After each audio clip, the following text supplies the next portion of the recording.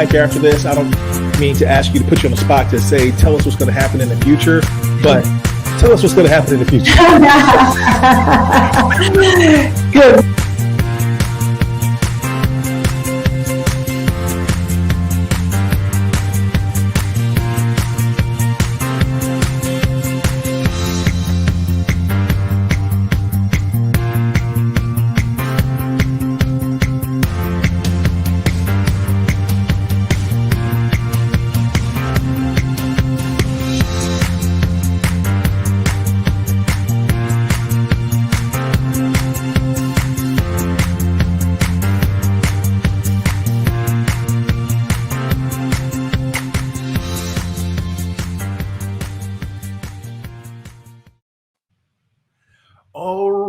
Everyone, welcome to the Keep Leading live stream. This is the video version of the Keep Leading podcast.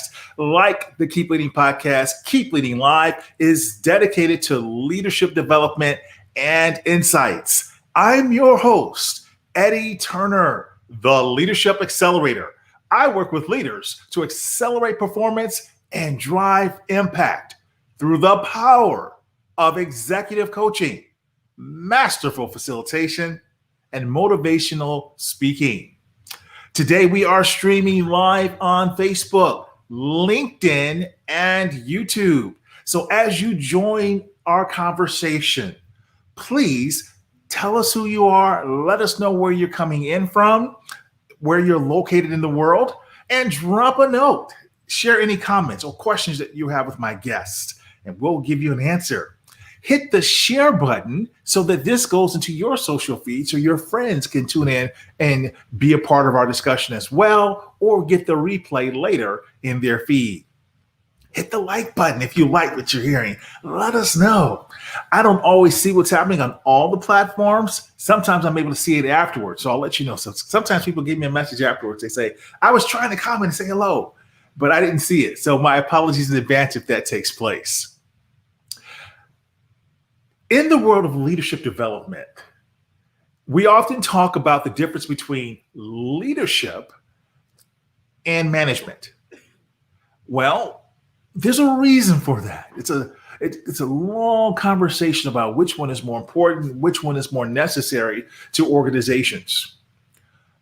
My guest today says we should actually be having a different conversation when it comes to leadership and this age-old debate. My guest today says that our conversation should be about mentorship versus management. So we're going to talk about mentorship versus management with my guest today, who is one of the leading authorities on workplace development and employee retention. My guest today is Clint Pulver. And I'll bring Clint in now so you can see who he is, what we're going to be talking about. Clint is a professional keynote speaker. Hey, Clint. Clint is a professional keynote speaker. He's an author, a musician, a pilot, in addition to being a workforce expert. And he's known as being the leading authority on employee retention because of the organizations he's transformed, big brands that he's worked with. And he's known as the Undercover Millennial. So we'll talk about that with Clint. Clint is also an Emmy Award winner for his short film, Mr. Jensen. So we got a lot to talk about as we unpack this topic. So Clint, welcome to Keep Leading Live. Thank you, Eddie. I'm honored to be here. I appreciate you throwing this on and inviting me to be on the show. It means a lot. It's an honor to have you. And Clint, I got to tell you, the company you're in, I've done less live shows this year because of just different things going on. The first guest I did this year was Alex Fasulo. She talked about how we can earn six figures on Fiverr because she's made over $1 million on Fiverr. The next guest I had was the amazing Dory Clark. So now you're following in two big shoes there, Clint. Very big shoes. I told you before, we're scraping the bottom of the barrel now, having me on the show. Not hardly, but just great folks to talk to live. And so Tell our listeners a little bit more about you and your amazing background. Yeah, so for the last 4.5 years, I have worked as the Undercover Millennial. It's kind of like Undercover Boss without the makeup. I would go undercover into organizations as a millennial. I'm a millennial by age, and I would walk into a retail store or a hospitality chain or a food and beverage outlet, and I would just go up to the first person that I saw, and I'd wear a backwards hat. I had a hoodie on. I was just a normal customer, and I'd walk up to the first person, and I would say, "Hey, I'm just curious, what's it like to work here? I'm just thinking about applying." And the employee would get all quiet. They'd look around. It felt like an illegal drug exchange. And then they would tell me everything from the good to the bad, what they loved, what they hated, if they would recommend it, if they wouldn't. And I have done that for an extensive amount of time now. We've worked with 181 organizations, and undercover, I have interviewed over 10,000 employees. And wow. The uniqueness about it is it was real. It was authentic. It wasn't done through a survey. It wasn't, some one-on-one management meeting where they collected data on what their employees wanted from them. I created an environment simply based off of my age where employees could speak their truth. Mm-hmm. They didn't know they were speaking their truth, but that's how we got the honesty. And in doing so, we've created some real and authentic data. And the magic, Eddie, behind how all of this worked was not when an employee was dissatisfied with their job. Like that wasn't the cool part. The magic was when I would walk up to an employee and say, "Hey, I'm just thinking about applying. What's it like to work here?" And the employee would respond with, "I love it here. I love my job. I love what we do. You got to meet my manager, Susie. Oh, Susie's the best. You should meet our other teammates." And then I'd go and meet the other teammates, and they would have the same response. And that would trend in an organization. And to figure out why, what were those great leaders doing to create organizations that their people never wanted to leave? And we decided to write a book about it, and I titled it, "I Love It Here." And it is based off of the research that I've conducted as the Undercover Millennial and how great leaders can replicate that and create loyalty that lasts, influence that means something, and higher retention rates. Create a workplace where people don't just survive at work, but they actually thrive. I love it here. What a great title for a book. And thanks. That's why we titled it that, because that was the number one phrase that employees would say. Now, it didn't happen as much as I wish it would have happened, but when it did happen, it was that response. I love it. That's what I was going to ask you. What was the percentage as you're working as the undercover millennial of people, as you said, it was almost like a drug deal, asking them, let me tell you the truth as long as somebody's looking. What was the percentage of folks who, when they gave you the unfettered truth, really did love it here versus, oh boy, let me tell you? Yeah, so out of the 10,000 employees that we have interviewed, only 30% said they loved their job. Yeah, unfortunately. So yeah, we need more of it. It's at a place, think about it. And we're coming into a weird time, in Q3 and Q4 of 2021, where a lot of people are reconsidering their places of work. There's going to be a mass exodus. There's going to be a drove of people. It's already happening because the job that they work in now, for most companies and most jobs, it doesn't look the same as it did in 2019. And we've done research during COVID-19, and it's been really interesting to see because employees have really talked about two things as we're coming out of the pandemic. Number one, they remember how they were treated during the chaos. And I saw some pretty horrific things that leaders did, Eddie, during a time of turmoil. I also saw some beautiful things that leaders did in a time of hardship. But nonetheless, they remember, and as we're coming out of this, they look back on the last year and a half and decide, okay, is this really where I want to be? And number two, they've all had time to think. Employees have had time to think. Does my job today look the same as it did in 2019? A lot of people are taking on twice the workload. They're getting cut on their pay.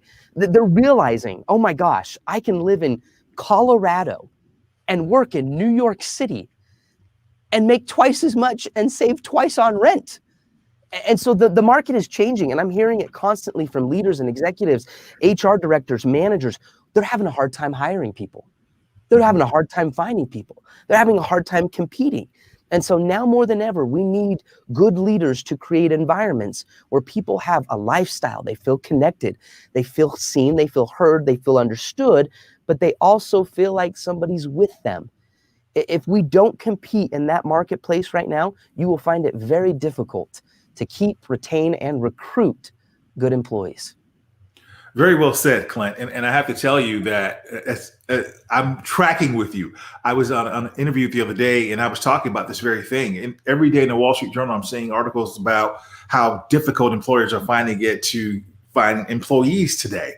And people are saying, well, it's because of this reason and that reason, pointing to factors that I think may be true, but in some ways it may be artificial. I've said it boils down to one word, what you just described: values. Either they saw how the company treated them and they didn't live up to the espoused values they claimed to have held, or they reevaluated their own values. That's right. And some just decided, I really don't like working here. I've worked here all this time. It's been a job. And I don't want a job anymore. I want a career. I want to do something different that involves greater fulfillment and my family life. And so a lot more dynamics at play. But your research is rooted in finding that. So it's good to hear that coming from you. Yeah, well, thank you. One thing I have learned for sure, Eddie, in that research is that every employee is asking the question, let me know when it gets to the part about me.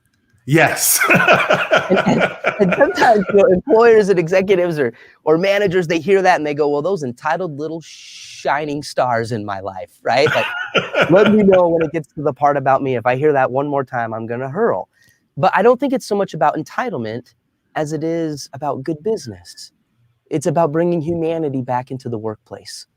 Understanding that, we can't look at the employee as, I see this mentality of they look at them like a fireplace. It's like, give me heat, then I'll give you wood. Give me the results, give me the productivity.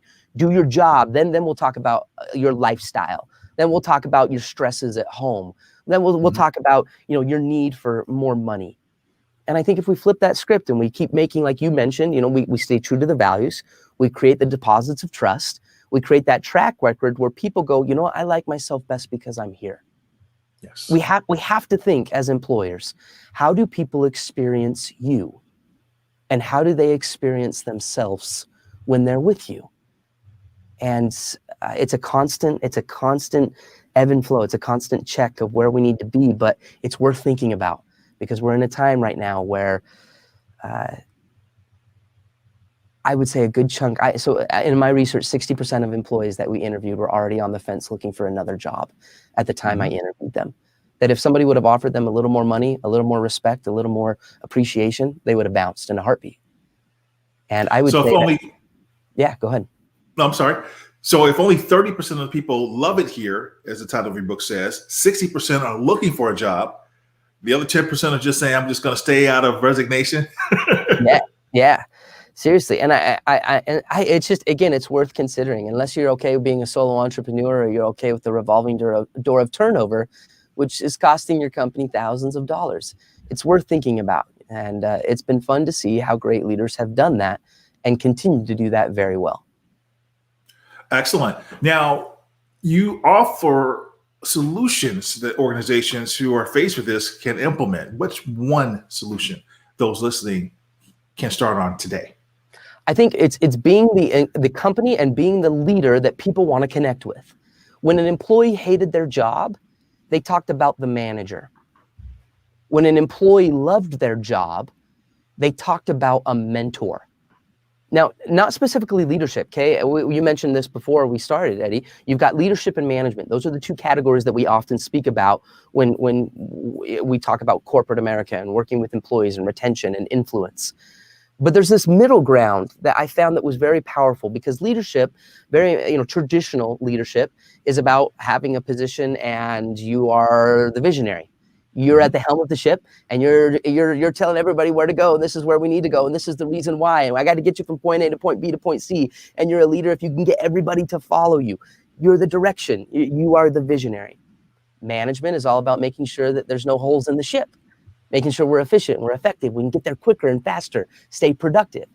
But the mentors, they were about taking care of people on the ship. You had to earn the right to be called a mentor. We give leadership titles out all the time. You're the HR director, you're the manager, you're the leader, you're the CEO, you're the administrator. But mentorship had to be earned. You cannot become a mentor until the mentee invites you into their heart. Mm-hmm. And every great story has that. And it was really the number one determining factor when I would go into an organization and I would say, what's it like to work here? You know, would you recommend it? They'd say, oh yeah, I love it here. We love Susie. Who's Susie? I go to the next employee and they'd say, oh, Susie came from another tech company. She came over here and I followed Susie over. Why? Susie became a mentor because of five Cs. And when we found a leader that had this influence, a leader that had earned the calling of mentorship, they had 5 Cs. And I think it's worth thinking about right now as an employer. It's worth taking inventory. It's worth maybe asking your employees if they view their managers in this light. The first C is confidence. Confidence. I want to mentor with someone who has confidence. Confidence in themselves, but confident in their ability that they can help get me to where I want to go. Great mentors have the ability to connect people to their dreams. So you need to be confident in the ability to do that. The second factor, the second C, is credibility. What's your background? What's your history? What's your resume? Okay, you might be the sales manager of the car dealership, but have you ever sold a car before? I want to know your history. Credibility matters. The third C was competence. A manager that was actually a practitioner, not a theorist. There's a lot of leaders, there's a lot of managers, they sit in the back office, they bark orders, they manage the schedule, they tell everybody what to do. That's not building a mentorship mentality. That's not proving to your employees that you live and breathe and eat and sleep and drink the thing that you're trying to teach them on how to perform, on what to do, on how to get them to where they want to go. The fourth C was candor. Candor. They had the ability to create relationships so strong that honesty could exist. I want to mentor with somebody that's going to give it to me straight. You know, if I'm doing a good job, they're honestly going to tell me. If I'm struggling at a few things, they're honestly going to tell me, but they've made those deposits of trust, which has allowed them to make those withdrawals. We can have candid conversations. And the fifth C is the ability to care. Excellent. So mentorship must be earned. I love that. Absolutely. And you have given us 5 C's that are the way a mentor can earn that. Give us those, just summarize them by name one more time. Yeah, so you've got to have competence, you've got to have confidence, you've got to have credibility, you've got to have candor, and the ability to care. And the ability to care. We need a more caring world today, especially post-pandemic. Absolutely. And we need advocates, not just developers. You know, there's a lot of good managers that are all about developing a person. The advocacy. Advocates that can help develop us. You happen to have someone who was your advocate that helped develop you, Clint. And if I'm not mistaken, that's how you earned your Emmy. Tell us about that. I was the kid, Eddie. When I was in school, I struggled to hold still. I still have a hard time sitting still. I would just move all the time. I would constantly tap. My right hand would tap, my left hand would tap. And obviously, if you're sitting in a room and someone's clicking a pen or they're tapping their foot, you're like, I swear, if you do it one more time, you know, something's going to blow up. And I got nicknamed, I got teased. They called me the twitcher, the tapper. Even the teachers would constantly yell at me, young man, I need you to sit still. Young man, sit on your hands. Stop tapping. Wow. And it happened again and again and again until one day there was a teacher and his name was Mr. Jensen. And he looked at me as I was tapping in class and he said, young man in the back, he said, I need to speak to you. We're going to have a conversation. And I'm thinking in my mind, like, I'm getting kicked out of school as a 10-year-old. And all the other kids are like, oh, you are in so much trouble. The bell rings, class dismissed, everybody leaves. It's a completely empty room, minus Mr. Jensen and me. And he calls me to the back, sits me down, and he says, listen, he said, Clint, you're kind of the kid that's on the list. You know, you're kind of the problem kid. You tap in my class and you tap in everybody else's. I know you get teased, you get bullied. He said, but I've watched you though. And I sit back and it's crazy. He said, you'll take a pen and you'll start writing with your right hand and then you'll tap with your left hand. He said, and then all of a sudden you'll switch the pen and you'll start writing with your left hand and you'll tap with your right hand. And he looked at me and he said, I think you're ambidextrous. And I was like, no, I'm Presbyterian. He said, no. He said, no. He said, that's not what it means. He said, can you tap your head and rub your belly at the same time? And I said, yeah, I could do it fairly well. And he said, can you switch it? Can you rub your head and then tap your belly? And Eddie, back and forth without thinking about it, I could do it. And Mr. Jensen sat back in his chair and he looked at me and he said, I don't think you're a problem. I just think you're a drummer.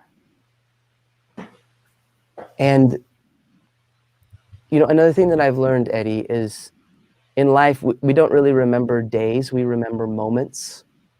Great leaders have the ability to create moments in the lives of people where they do like themselves best because they're with them, or a moment that represents possibility and potential and worth.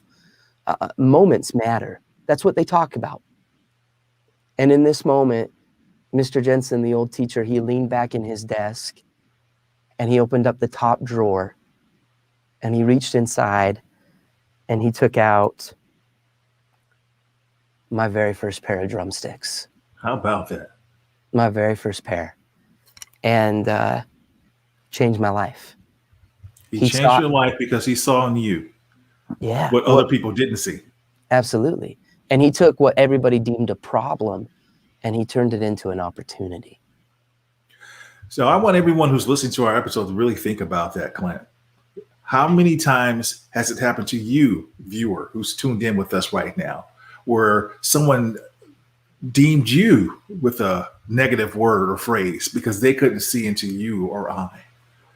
And we all have that Mr. Jensen who changed our life, that Mr. Jensen that saw something greater in us than what others saw. So I'm thinking about my own Mr. Jensen right now, Clint, as I'm listening to you.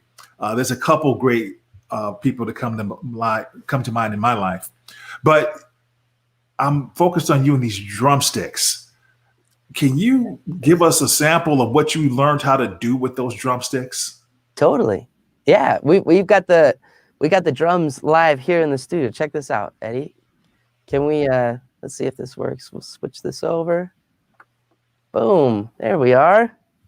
Check it out. We've got the drums in the studio. Let's see if this works here. Cool, it's working. Awesome. All right, we're gonna throw down here for a minute. And it looks serious. Yeah, it is. It's time to get crazy. Let's rock it out.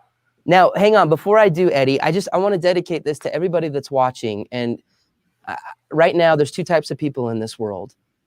There are people that constantly see the problems. They constantly see the issues. It doesn't matter how great or how wonderful it is. They will constantly see the negative. And then there's the people that constantly see the good. They choose to see what's right in individuals, in their company, in their coworkers, in their homes, in their spouses. And when we do that, when we focus on the good, you set yourself up to create a better story, not only in your own life, but in the lives of other people. So I dedicate this to that possibility.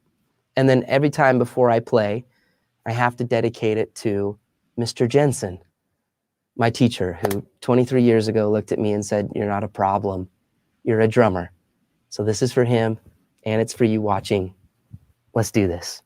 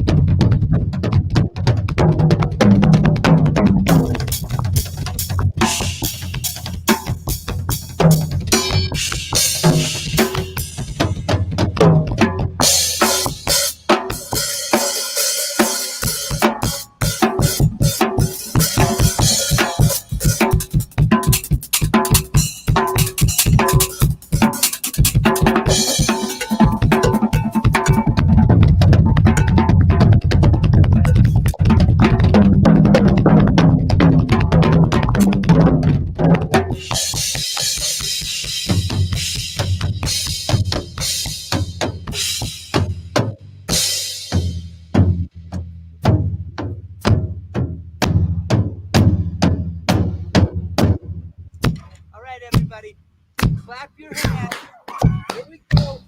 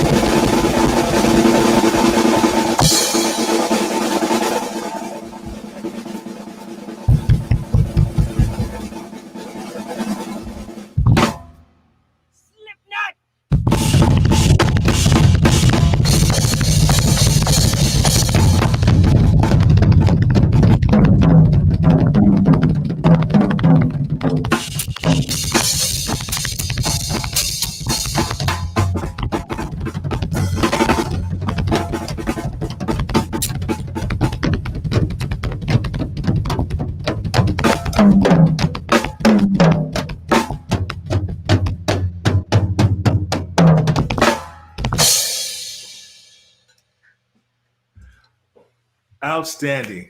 Outstanding, Clint. Way to go. Thank you for showing us what having an advocate and a mentor did for you, Mr. Jensen, being able to help you. And so as we translate that back, folks, I have to say this is going to be released as an audio only episode at the end of the year. And if you are listening to this audio only, do yourself a favor and head over to keepleadinglive.com so you can see this yourself. You have to be able to appreciate what Clint was able to do, and he's got beautiful camera angles that allow us to peer into seeing exactly how that unfolded. So yes, it really takes it and brings it to life, the concept of having an effective mentor and how they help us to see beyond ourselves. Totally. He changed my life. Whew, I'm out of shape, Eddie. I don't know about you. I'm not calling this the pandemic. This has been the poundemic for me. Holy moly. Oh man, we won't talk about that. Oh, I got a story on that. It's real, right? It is real. Yes, it's going to take me another year to recover. Yeah. But again, all because just somebody believed in me, right? Somebody created a moment. Someone advocated for me, and it changed everything. My life has been a completely different and better story because somebody just chose to see the opportunity. And I owe him a lot. And has Mr. Jensen been able to, or other faculty from that time period of your life, been able to see what you've become as a result? Absolutely. So Mr. Jensen is still a major, major part of my life. He's still alive. Call him Larry. Let's see if I can pull this up real quick. This will be fun. There he is. There's a picture of me and Mr. Jensen. Oh, that's wonderful. And I asked him 4 years ago. I said, Larry, why me? Why was I the kid that got the drumsticks?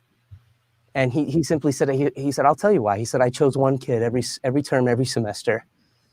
He said, I learned early on as an educator that I couldn't save every kid, but I could save one. And you were the one. And he said, every morning I woke up, I wiggled my toes. I knew I was alive as a teacher, and I went to work for one kid. And some people are like, well, what is this? The starfish story? Yeah, kind of. It kind of is. And I think that's how we create the greatest amount of influence. Isn't that beautiful? It's individual. It's one-to-one. It's creating those little moments. It's those small little efforts, Mother Teresa said it might just seem like a drop in the bucket, but at least it's a drop in the bucket. And it is, little by little. And it ripples. A little becomes a lot. Yeah. Yes. Excellent.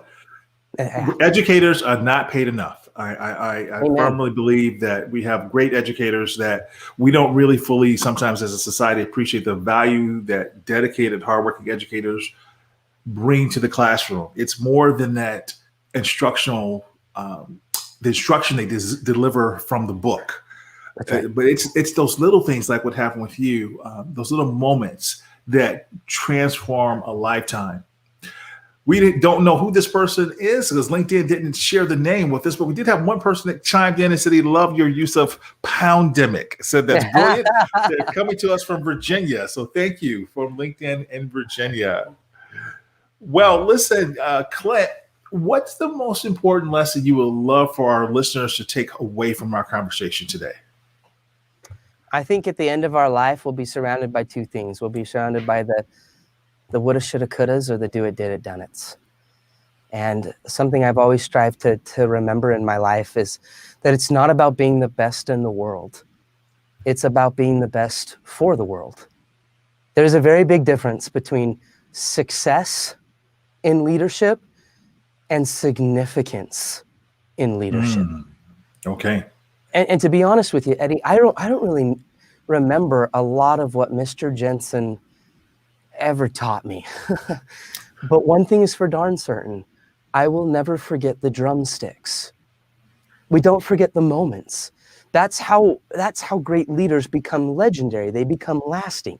You know, if I were to ask you to tell me who the last 3 NFL MVPs were, or who are the last 2 Academy Award winners for Best Actor, or who are the last 2 Miss Americas, like most people have no clue. But yet we would deem those people to be successful or wealthy or popular or prestigious or millions of followers on their social media platforms. But nobody knows who they are. Isn't that something? But then when yeah. And then just like you instantly recalled when I was telling the Mr. Jensen story, tell me the name of a teacher that made a difference in your life. You instantly remember them. Tell me the name of a coworker or somebody in your work life who's made your story better. You remember those people because they remembered you. They got to the part about you. They became significant, not just successful. It's not about being the best in the world. It is about being the best for the world. Not about being the best in the world, but being the best for the world. And we won't say that you don't remember what he taught you because he wasn't a good teacher. But as Maya Angelou would say, it's because people won't necessarily remember what we've said, but they'll never forget the way we made them feel. Amen. And so, yes, absolutely. Now, I know who the mysterious person was. LinkedIn didn't push it over, but I'm learning that that's Lisa Norell. She's amazing. She's one of my future guests. We've actually captured the episode, and I can't wait to release it. I haven't gotten it back from the engineering team yet, but she's amazing. She's one of Marshall Goldsmith's 100 coaches. And so, Lisa, thank you for chiming in on our discussion. And we can't wait to have you as well. So good. Clint, you've given us a lot to think about. You've given us the 5 C's. We now know about your book. I love it here to go pick that up. But tell us, where can we learn more about you and be able to follow you? Yeah, connect with me on Instagram. I love Instagram. It's a great platform. My website is another great place, clintpulver.com. And you can find the book on Amazon and Goodreads, Barnes & Noble, all the places. All right, excellent. Well, I'm going to encourage everyone who's listening to the audio version, everyone who's tuned in to seeing us in person here, go follow Clint Pulver. He's doing amazing work. We didn't get a chance to talk about him being a pilot and his keynote speeches and what he's doing to light up audiences around the world. In fact, one of NSA's Hall of Fame speakers, the National Speakers Association has Hall of Fame speakers, Jason Hewitt, said something glowing about Clint Pulver. And if Jason Hewitt speaks glowingly about him as a keynote speaker in front of thousands of people, that means he's the real deal for sure. So follow him, book him for your organization, pick up his book. And Clint, I just want to thank you for being here and explaining the difference between mentorship and management, the impact it has, so that we all can keep leading. Thank you, Eddie. That concludes this episode, everyone. This is Eddie Turner, the Leadership Accelerator, reminding you that leadership is not about our title or our position. Leadership is action. Leadership is an activity. It's not the case of once you're a leader, you're always a leader. It's not a garment that we put on and take off. We must be a leader at our core and allow it to emanate in all we do. So whatever you're doing, always keep leading.